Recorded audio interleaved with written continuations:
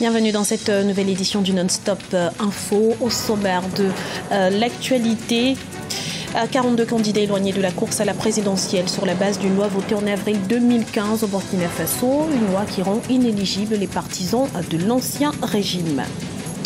L'organisation des élections déjà sur toutes les lèvres en République démocratique du Congo. La question était en effet au cœur de la rentrée parlementaire ce 15 septembre. Et puis la sélection féminine de football du Ghana qualifiée pour la finale des 11e Jeux africains Congo 2015 au détriment de la Côte d'Ivoire. Les détails dans ce journal. Mais avant de développer ces titres, le document fait plus de 500 pages. Au Burkina Faso, la Commission de réconciliation nationale et des réformes a rendu son rapport préélectoral ce mardi. Le texte recommande la création d'un conseil spécial pour s'occuper des crimes commis ces dernières années et propose entre autres la dissolution du régime de sécurité présidentiel aujourd'hui contesté. Et parallèlement, les candidats recalés pour l'élection présidentielle du 11 octobre prochain manifestent leur mécontentement et recusent le verdict du Conseil constitutionnel du Burkina Faso. Explication dans ce reportage de notre correspondant Wandiam Valentin Compaoré. Au Burkina Faso, des candidats aux élections présidentielles et législatives ont été recalés par le Conseil constitutionnel. Ils sont au total 42 candidats, tous proches de l'ancien président Blaise Compaoré qui ont été déclarés inéligibles conformément à l'article 166 du nouveau code électoral, code adopté par le Parlement de la transition le 7 avril 2015. Il récuse cette décision de justice. L'argument avancé par le Conseil était le fait qu'on ait signé la déclaration, l'appel du 13 septembre appelant le président Blaise Compaoré à modifier l'article 37. Et cet appel avait été signé par les députés de l'ex-majorité. Pour ce qui me concerne, était même conseiller municipal. Donc c'est une exclusion arbitraire, injustifiée, et que seul le Conseil constitutionnel saura justifier. Cela montre justement que le Burkina est devenu un État de non-droit. Ces personnes sont visées par une loi votée en avril 2015 par le Conseil national de transition, assemblée intérimaire mise en place après la chute de Blaise Compaoré. Ce texte frappe d'inéligibilité les personnes ayant soutenu un changement anticonstitutionnel portant atteinte au principe de l'alternance démocratique. La question se pose par rapport à l'avenir même de ce pays-là. Est-ce que nous allons continuer à laisser les politiques tripatouiller les constitutions, j'allais dire poser des actes anticonstitutionnels et puis, bon voilà, comme si de rien n'était?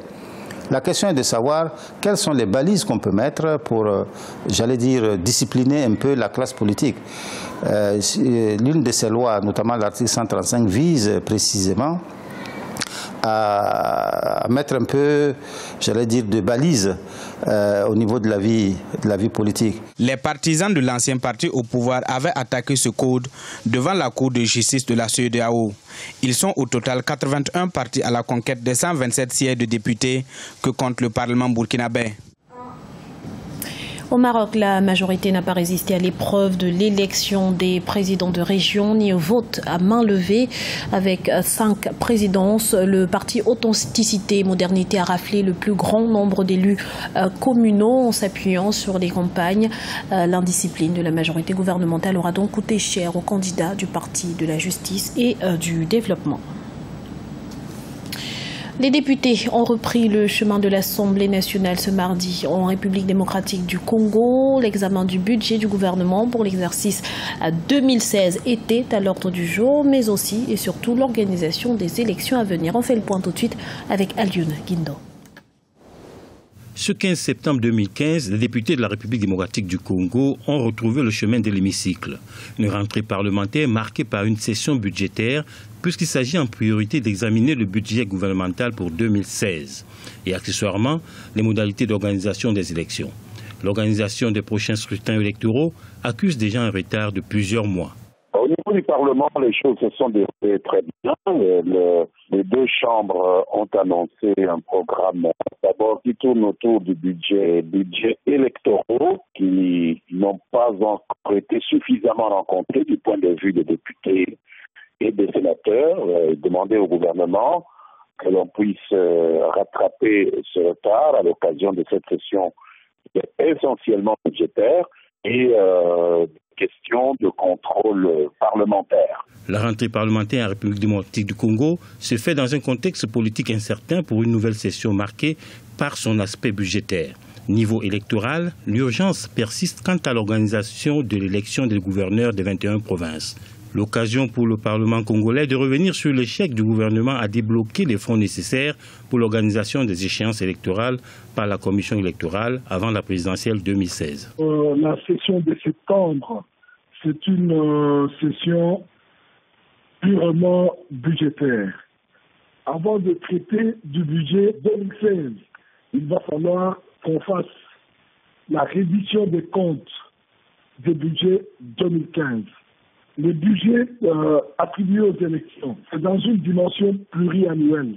Le gouvernement n'arrive pas à mobiliser 2 millions de dollars, mais où sont partis les 800 millions de dollars, comme l'a stigmatisé le président de notre groupe parlementaire, M. Badibanga. La rentrée parlementaire de la République démocratique du Congo se fait sur fond de plusieurs défis politiques. Le premier sera de trouver un consensus quant au budget gouvernemental pour 2016, qui dépendra des besoins et des priorités du gouvernement. Le second concerne la tenue des élections dans des délais, ce qui suppose la mise à disposition des moyens financiers et techniques, faute de quoi le gouvernement pourrait être appelé à se justifier devant le Parlement. C'est un fléau mondial contre lequel la communauté internationale se mobilise. Une vaste campagne internationale de lutte contre les faux médicaments a été lancée ce lundi 14 septembre. Objectif, sensibiliser le grand public sur ce phénomène qui ôte la vie à près de 800 000 personnes chaque année.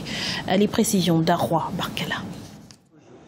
800 000 morts, c'est ce que provoque la consommation de faux médicaments en Afrique chaque année. Le chiffre a été révélé dans une étude de l'Organisation mondiale de la santé, relayée par la Fondation Chirac, qui a lancé ce lundi une campagne de sensibilisation contre les faux médicaments. Un médicament sur 10 est falsifié en Afrique. Selon les pays, le marché du faux médicament atteint entre 30 et 70% des médicaments vendus. Les dangers de la consommation de faux médicaments peuvent être nombreux et variés. Deux cas de figure peuvent se présenter. Soit le médicament en question, c'est-à-dire la molécule, elle est fausse. Et en ce moment, ça peut se solder par un échec thérapeutique avec une évolution qui peut être très défavorable pour le patient. Toujours dans ce même cas de figure, on peut observer des résistances aux antibiotiques, des résistances aux antipaludéens. Et à ce niveau, ça pose énormément un problème de santé publique. Et le second cas de figure, c'est que le principe actif étant faux, qu'il s'agisse de médicaments qui soient illicites, il peut s'avérer avoir des toxicités qui peuvent être hépatiques, qui peuvent être rénales et se solder par des insuffisances qui peuvent être hépatiques, rénales, voire une évolution fatale pour le patient. Le trafic de médicaments rapporte plus de 200 milliards de dollars aux trafiquants et leur rapporte 20 à 45 fois plus que le trafic de drogue. Ils sont souvent bien moins chers et plus accessibles que les médicaments en officine. Un médicament faux et contrefait, tout simplement déjà les médicaments qui passent par un circuit licite, c'est-à-dire un circuit normal de médicaments, doivent se vendre en officine et pas dans la rue. Donc en général, voilà. Et en second, c'est généralement le conditionnement. Vous savez que les médicaments, tout ce qui passe par le circuit licite de médicaments, sont conditionnés de telle sorte que il y ait et dans la boîte un conditionnement qui soit correct et une notice bien claire qui explique aux patients quelles sont les doses et les posologies appropriées. Pour les autorités et les consommateurs, les circuits complexes empêchent toute traçabilité. Pour le moment, seule la Guinée a entamé un processus de signature de la Convention Medicrime qui criminalise le trafic de faux médicaments. Ghana, Côte d'Ivoire, c'était l'affiche de l'une des demi-finales de la compétition de football dans la catégorie féminine des 11e Jeux africains Congo 2015. Et c'est le Ghana qui a décroché son ticket pour la dernière ligne droite. Les temps forts de cette rencontre avec notre envoyé spécial, Ella Djendjaï. Le Ghana a éliminé en demi-finale la Côte d'Ivoire ce mardi au complexe sportif de la Concorde. C'est à la 20e minute que Souleymane, le numéro 9 de l'équipe féminine des Black Stars, a ouvert le score.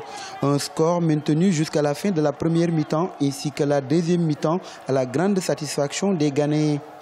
Le match était très bon. Les Ivoiriens ont très bien joué. Mais heureusement, nous avons pu marquer assez tôt et nous avons bien géré le reste de la rencontre parce que nous étions très disciplinés tactiquement.